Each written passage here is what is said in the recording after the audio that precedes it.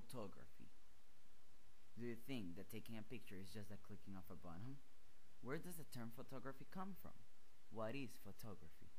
Photography has been between us since the 1820s, and since then, this magnificent hobby has become really popular between the world, as now different types of cameras are all available in the market, from costing $10 until the expensive costs of $50,000. Well, there are professional cameras and day-to-day cameras. But what does the term photography consist in? Well, photo comes from light, and graphic from drawings. In other words, photography means drawing with light. Photography, as I said before, does not only consist in the pressing of a button. It consists of many more things, and these things we will talk about later on. This hobby, as I said before, has become really popular, and there are many ways you can get to it. In my case, the first time I saw a camera was when I was born. But I was not very surprised of that artifact. But with the time, better, richer technology cameras came up. After I saw that they were getting better and better, I started finding out about them on my own. The values of the cameras, the type of camera I needed to start at, and finally bought one for my own in 2007.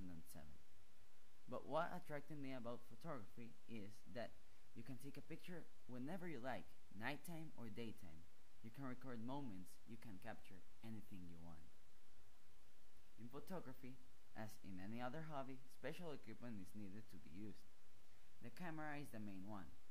The camera has all the menu options, all the features which need to be used to create the perfect photograph.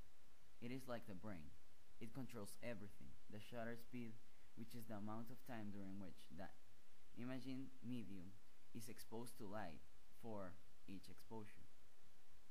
It controls the balance between colors, the size of the lens's aperture, which is controlled the amount of light coming in.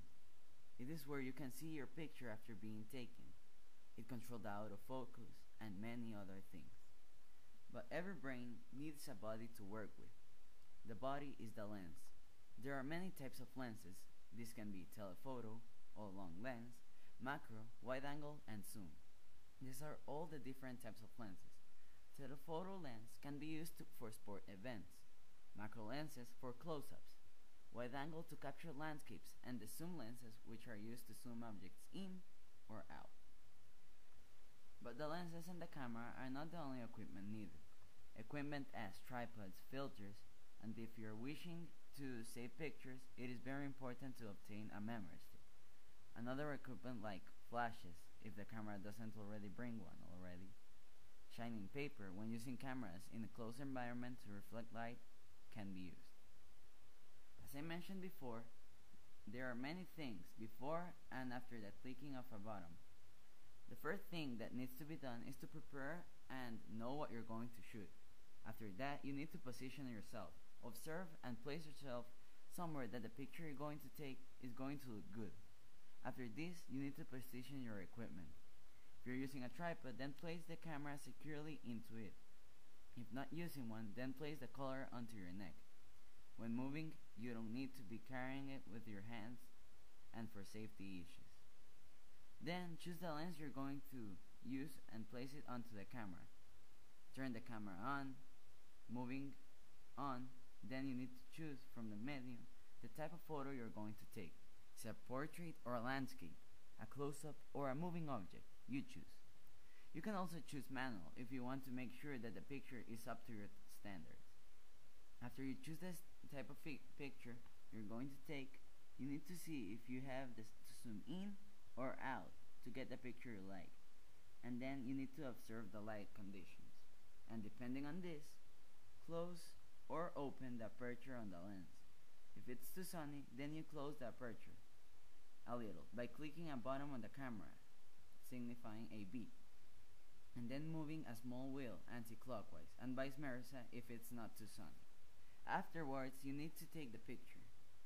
Now, you can click the button, and if you are taking it from various angles, you need to repeat all the steps times you're taking the picture.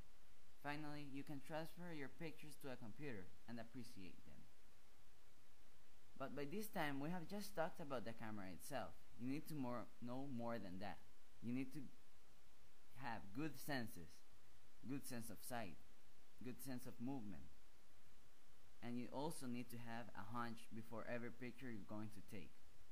You need to have an artistic mind and find the beauty inside any object and transfer this to every person with the use of the wonderful picture that you're going to take.